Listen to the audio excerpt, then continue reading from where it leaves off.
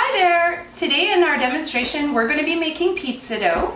So when we are making our pizza dough, the first thing that we need to know is that this is a recipe using a scale.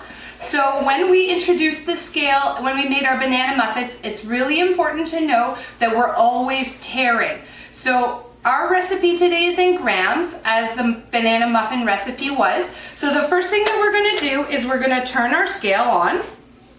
Now for our recipe with pizza dough, we're using yeast. So whereas with our banana muffins, we were using their quick breads and we were using things like baking powder or baking soda to make them rise, today we're actually using real yeast. So this is Fleischmann's traditional yeast. So this is not quick yeast, it's not pizza yeast, this is traditional yeast. And the reason I'm using traditional yeast is because I plan on putting my pizza dough in the refrigerator for the day. I'm making my dough in the morning and I'm going to be rolling my pizza out to cook in the evening for supper. So if you want to have your pizza in the evening and you want to make your dough in the morning, traditional yeast is the best bet.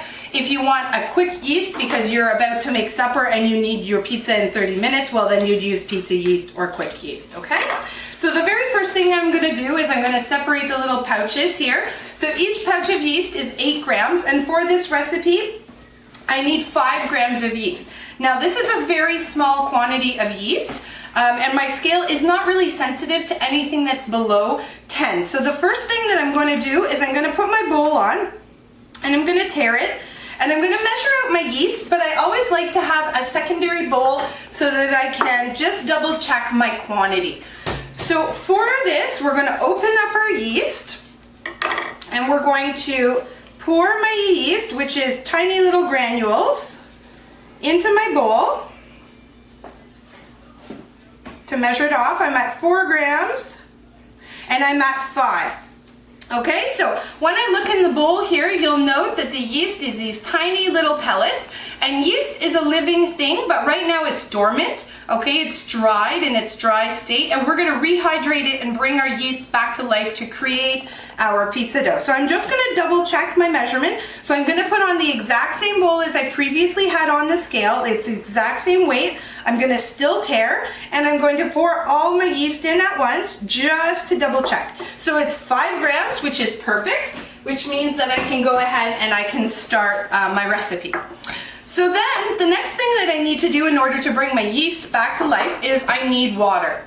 So in this recipe I need 340 grams of lukewarm water. Now what does lukewarm mean? Lukewarm means that when I have my hand under the faucet here, I'm going to wash my hands while I do this, that it's a temperature that's close to our body temperature. So it's not so hot that it burns my skin, because that would actually kill our yeast. Yeast doesn't like it when it's too hot, and not so cold that it's uncomfortable on our hands. So I'm washing my hands really well, and at the same time I'm going to take off my watch and I'm going to take off my rings for this recipe because I'm going to be kneading dough with my hand.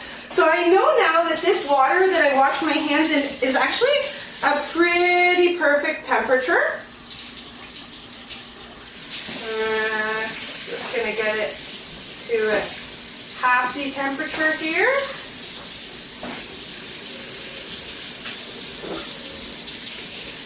So I'm going to just fill my liquid measuring cup up. This is a 2-cup measure, so I'm just going to put a whole bunch of water in there. And then I'm going to take a secondary measuring cup, which I have here. It's roughly the same size. I'm going to tare and I'm going to measure out 340 grams of lukewarm water. I'm going to pause periodically to allow my scale to catch up, because sometimes that's one of the flaws of some scales, especially those that are not commercial. So I'm at 325. Now I'm at 350. So I've got to take a little bit out. And I'm at 340 exactly. So what I want to do for my yeast is I have my yeast in this little bowl here, and I'm going to feed my yeast, okay? So in order to feed my yeast, what I'm going to do is I'm first going to activate it with a little bit of my warm water that I've measured out in the cup here. So no additional water, just some of my 340 grams. So I'm going to take some of that. I'm going to put it into my bowl. I'm going to set aside the remaining portion, and then I'm going to take my bowl here that I have my yeast and my water in, and I'm going to tare it, and I'm going to feed my yeast. So I need 5 grams of white sugar, and this is going to make my yeast happy again. So I'm going to just slowly add it until I get to 5. So it's again a very small quantity. And then what I'm going to do is I'm going to take it off my scale and I'm just going to stir it up. And by doing this, I'm going to dissolve my yeast in my bowl with my lukewarm water and my sugar. And I'm going to set this aside. Okay, so I now have my yeast in my bowl there, and you can start to smell the yeast at this point because it's starting to activate, okay?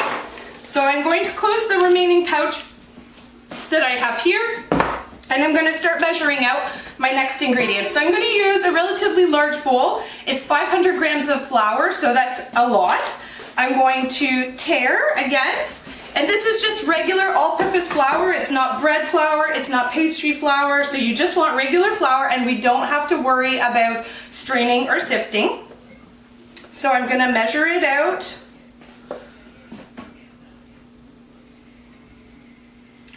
$340, $388. Okay.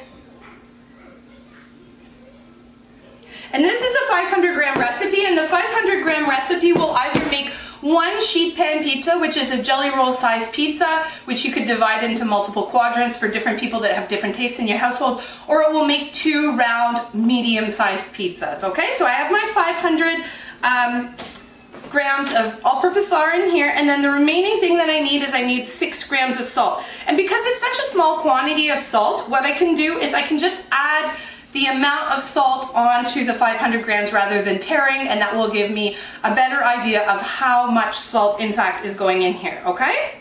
So we're gonna shake my salt in.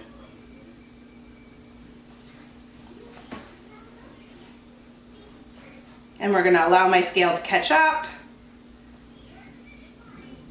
because again, it's a small quantity. Okay, so I have the correct amount. I'm going to set the rest aside, and I'm just going to mix this up, and I can use a whisk to do this part here, or I can use my hand or whatever. The one thing that's really important when you're working with yeast is that you always want to make sure that you never add your salt directly into your active yeast. So salt directly into your active yeast can stunt the growth or even can kill it if it's at a sensitive part of its blooming, is what it's called when you're putting your yeast into your warm water. So I'm going to make a nice little well here in the center of my bowl, and a well is essentially just a hole in the bottom of my flour. Okay, so I'm making kind of like a little area to go in, and I'm just going to make sure that my yeast is continuing to dissolve here. And what I'm going to do first is I'm going to take my warm water and I'm going to put it into the center of my well. And then I'm going to stir my yeast up before I put it in to make sure that all the granules that are in the bottom and any sugar that hasn't fully dissolved is also stirred up into the liquid. And I'm going to pour it into the center. Now, for the first little bit, it's going to be kind of sticky. Now, you can use a spatula, a silicone spatula, if you prefer to get it started initially.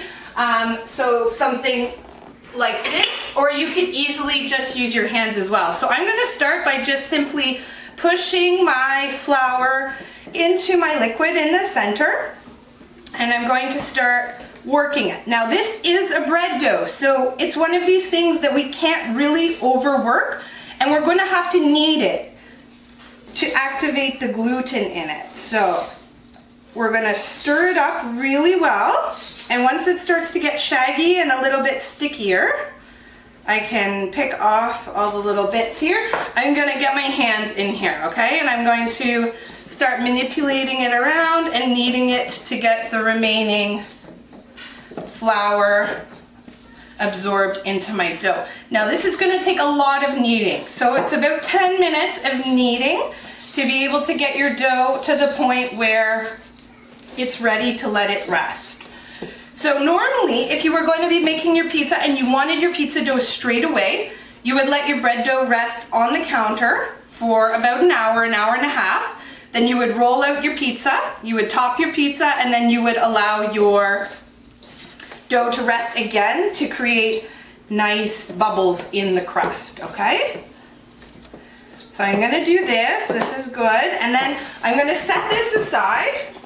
I'm gonna open my container here, and I'm going to put a bit of flour down on my surface, and I'm going to start to knead. Now it's very sticky at this point, okay, because it hasn't fully absorbed the yeast and the water yet, and you'll find that your hands get quite messy, and that's totally okay, but you want to continue kneading it. If you're not comfortable with all the dough sticking on your hands, you can use gloves, okay? So if you have gloves in your kitchen, dough won't really stick to gloves, but we can start with this.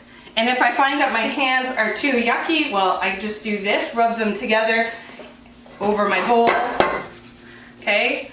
And it will get any residual bits off, which I can then take and put back into my dough. So I'm starting to manipulate my dough, and I'm moving it around my board. And if you watch the scallion pancake video, it's very similar to that in terms of my kneading, okay? And if I find that it's absorbed all of my flour, I'm going to put just a tiny bit more. My board was a smidge wet from the water that I added earlier to my yeast. You don't want to add too much flour because it's going to make your dough tough. Okay, so we're going to be pushing this around on my board here for a good amount of time. Like I said, 10 minutes. The big test is whether it does something called window paning.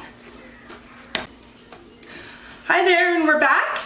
And our dough is pretty much ready. You can see that the texture of the dough has changed. It's much smoother now.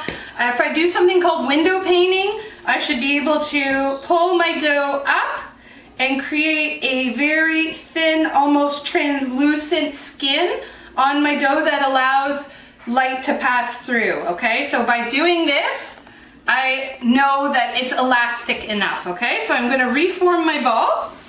And what I'm gonna do at this point is, if I plan on using it for 2 pizzas, I'm gonna divide my ball in half. So you want about 200, well, not 250 grams because we've added all sorts of other things, but what we're gonna do first is we're gonna see how much our ball weighs with all of its bits and pieces added.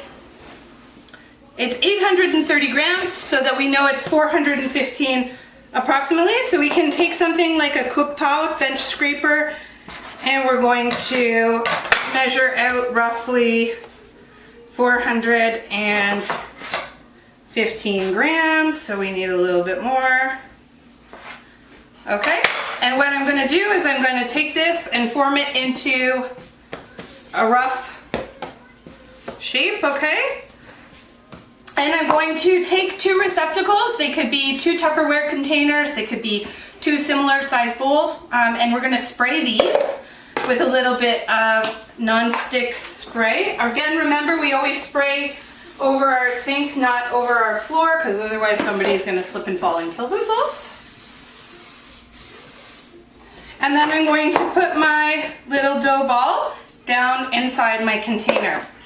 Now, if I'm making these pizzas to consume immediately, I would allow these to rest at room temperature for about 45 minutes to an hour. And I would want to cover these loosely, not tightly. So I would maybe just put this on top, or I would put a cloth over top of both of them. Because mine are going into the refrigerator for about 6 to 8 hours until supper time tonight, I'm going to spray my lid just in case. And I'm going to seal these bad boys up. You want to make sure that you spray them well, because as your dough expands and rises, it is going to get more sticky. It's going to relax a little bit. And when it comes time to turn out your dough, you don't want to destroy all the nice little bubbles that have accumulated during the process of your dough rising. So I'm going to take these 2 and I'm going to pop these into my fridge. And when I come back later, I will take these out. I'll allow them to sit at room temperature before I form them, and then we're going to be making our pizzas. So we're at the point now where we're gonna get our pizza ready for the oven. That's my oven telling me that it's preheated. I have it at 500 degrees. And if you take a look inside my oven, you'll see that my rack is set to the very bottom all the way. And inside there, I actually have a pizza stone. So you don't have to use the pizza stone. You can use a jelly roll pan if you want, and just make sure that you line it really well with parchment paper and grease it a tiny bit. Either that or you use a pizza pan. Now, I'm gonna start out by making my sauce for my pizza. So here in this Ziploc bag, I have crushed tomatoes, and I just took these out of my freezer because I had used crushed tomatoes for another recipe and didn't use all of them up. And when I make pizza sauce, I like to make pizza sauce for a lot of pizzas, and that way I can refreeze what I don't use. You can easily refreeze it in a Ziploc bag, or you can freeze it in ice cube tray. So making pizza sauce on your own is super, super easy. You can use any type of tomato that you have on hand, preferably crushed tomatoes, or you can even use diced tomatoes. So I have in here my crushed tomatoes, and I'm gonna add to my crushed tomatoes some olive oil. Now this isn't really a recipe per se, it's more to taste. So if I look here at my measuring cup, I have about 1 3/4 cup of tomatoes. And I'm gonna add here a generous couple of tablespoons of olive oil. And that just gives it a nice taste. And then to that, I'm also gonna add some Italian herbs. So in the Italian herbs is like basil, oregano, rosemary. So I'm gonna pop, about a tablespoon or so in there. Then I'm gonna add some table sugar. So this is just Demerara sugar, very similar to white sugar. It just has the brown color. It's what I use in my coffee every morning.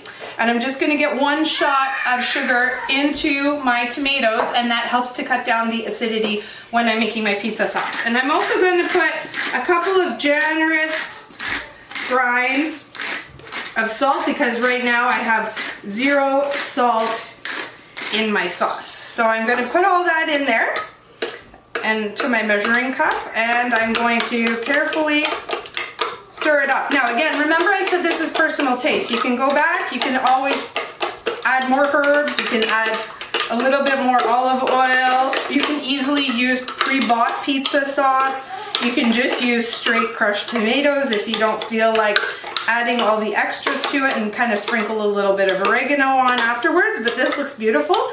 It's got some, it's nice tasting. Okay, so it's fresh, it's herby.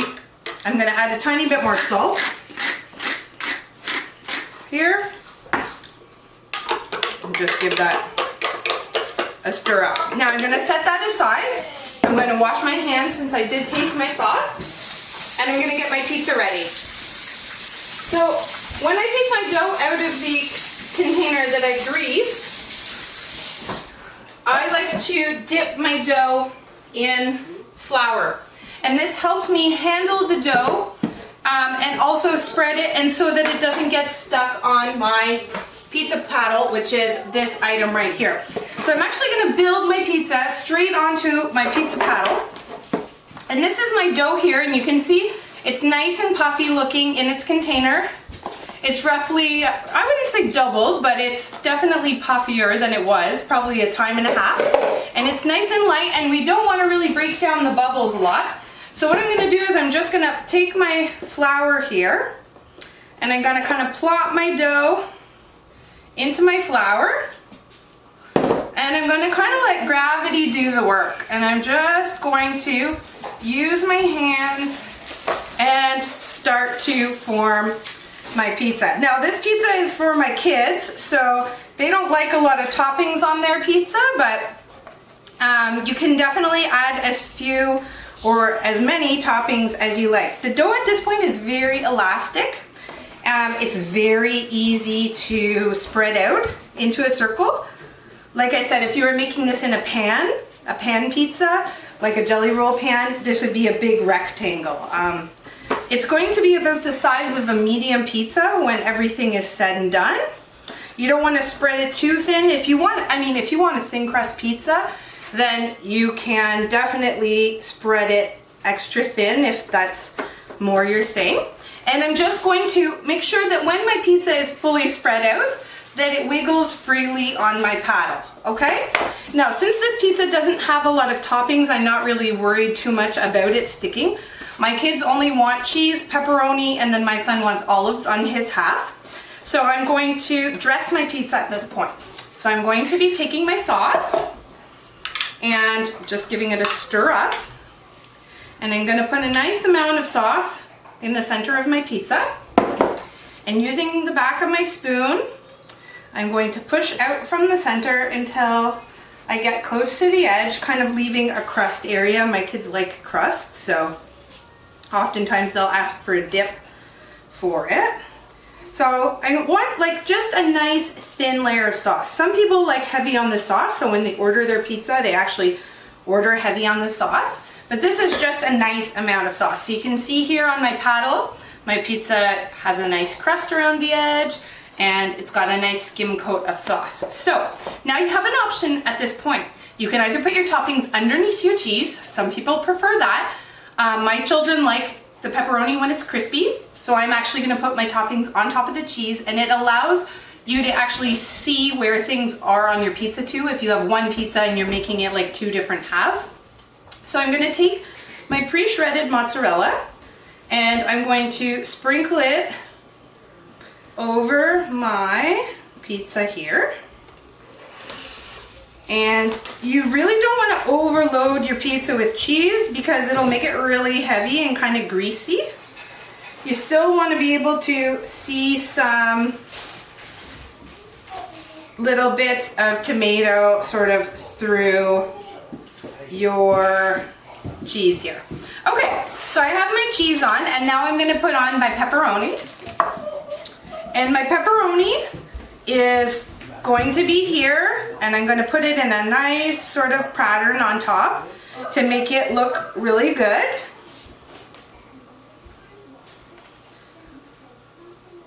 If you like a lot of different meats, you could put bacon, you could put ham, you could do whatever you wanted. You could do salami in addition to your pepperoni, really whatever your little heart desires. You can see in front of me that I have a variety of toppings, including vegetables, but my children aren't really strong on the whole vegetable thing. So there's my pepperoni, and then my son wants olives, but just on his half of the pizza. So I'm gonna check again to make sure that my pizza is still freely moving. And I'm going to put a couple of green olives on top of half of the pizza just for him. Since my daughter hates these things, we'll make sure that we steer clear of that half of the pizza. And at this point you could add a little shake of oregano or herbs or other things on top, but again, my kids are not big fans of that. Hey Google, how much time left on the timer? 2 minutes and 4 seconds remaining. Hey Google, cancel the timer. So that timer there was just for me to know that the stone has been in my oven for 20 minutes. You want to make sure that if you're using a pizza stone that you preheat your stone at 500 degrees for about 20 minutes. It's ceramic, unglazed, and it absorbs the heat and it prevents the pizza from getting hot spots. So if it's nice, even temperature all over, it'll allow you to get your pizza into the oven and in nice even. So I have my pizza here. It's ready to go into the oven. And my pizza stone is nice and hot. And I'm going to place my pizza in the center of my stone, and I'm going to close that up. And I'm going to set myself a timer, and I'm going to start with about 11 minutes, and I'm going to work up. And that's usually about 13 minutes, depending on how dark you want your cheese and whether you want it broiled at the end. Some people like a little bit of extra color on their pizza, so at that point, if you have enough color on the bottom of your pizza but you want a little more on the top, then you can just hit the broil button. So we're gonna pause there for a second. We're gonna come back when our pizza is fully done, and I'm gonna show you what it looks like when it's delicious and cooked. So our pizza is right about to come out of the oven, and this is the 11-minute mark. And I've taken a peek as it's cooking, and I've decided that I don't need to add any more time. Again, it doesn't have a lot of toppings and cheese on it, so it's cooking quite rapidly. A little tip, when you're taking your pizza out of the oven and it's at 500 degrees, you want to set your fans on high so that you make sure your smoke detectors don't go off. So 10, 9, 8, 7, 6, 5, 4, 3, 2, 1.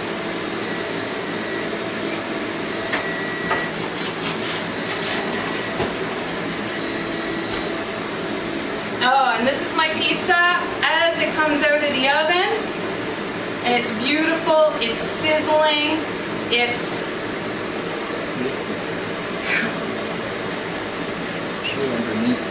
and it's colored underneath. You can see that the crust is nice and golden brown and it's firm. You can hear when I drop the pizza down, we'll turn the fan off now, that when I drop the pizza down, on top of the board, it's got a nice firm bottom. So at this point, my pizza is pretty much molten lava. So before I cut my pizza, I'm gonna just let it chill out here. You can actually see on the pizza itself that it has some awesome bubbles. And you get those awesome bubbles on your pizza by not overworking your dough once it comes out of your Tupperware or your bowl or wherever it's been resting. The less you manipulate it and the less you roll it out, the better, because that leaves all of the nice little air pockets and bubbles that are built into it. I mean, if you've ever been to a pizza place or you've seen pizza being made in a pizza place, they'll often use something called a sheeter, which is something that rolls out dough, and that has a tendency to collapse all of the air bubbles that are in it and also poke holes in it so that it makes sure. So you can hear my kids, they obviously smell my pizza coming out of the oven and are pretty excited by the concept of eating pizza. So I'm gonna take my pizza roller, which is an indispensable utensil in the kitchen, and I'm gonna roll down the center. Ooh, it's hot. And I'm gonna turn it around and roll down the center again, and then continue cutting my pieces.